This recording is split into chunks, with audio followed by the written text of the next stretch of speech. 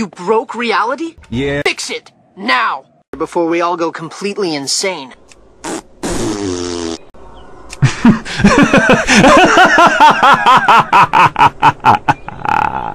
I don't believe this! How could I make such a stupid mistake? Die, Lloyd.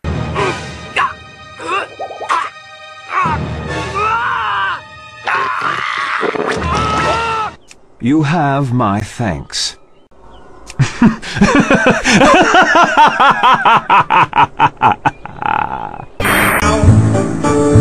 It sucks to be me. No.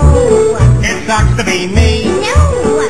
It sucks to be broken, unemployed, and turning 33. It sucks to be me. Attention, attention, evacuate this area immediately. Die Kampflust wird euch vergehen, wenn ich euch erst den Kopf abgerissen habe. I hope you die.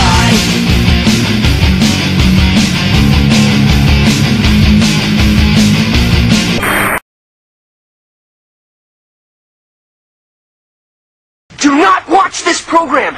It will liquefy your brain! An escaped criminal has tampered with this transmission, and it is imperative that you turn off your television right now! I'm serious! Stop watching this show!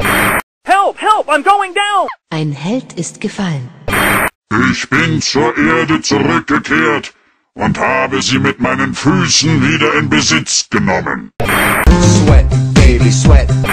Do you like waffles? Yeah, we like waffles. Do you like pancakes? Yeah, we like pancakes. Do you like French toast? Yeah, we like French toast. Dip, dip, dip, can't wait to get 'em out. Waffles! Waffles! Waffles! Dip, dip, dip, can't wait to get 'em out. Do you like waffles? Yeah, we like waffles. Do you like pancakes? Yeah, we like pancakes. Do you like French toast? Yeah, we like French toast. Dip, dip, dip, can't wait to get 'em out. Quiet! Hi. Don't you think it's nice of Raven to make us breakfast? Even though the girl has no clue how to cook. Oops, did I say that out loud? Wir haben für Ihre Mutter getan, was wir konnten, aber manchmal ist das Leben einfach. Sie entschuldigen, das Möpsehorn. And now we feel all better.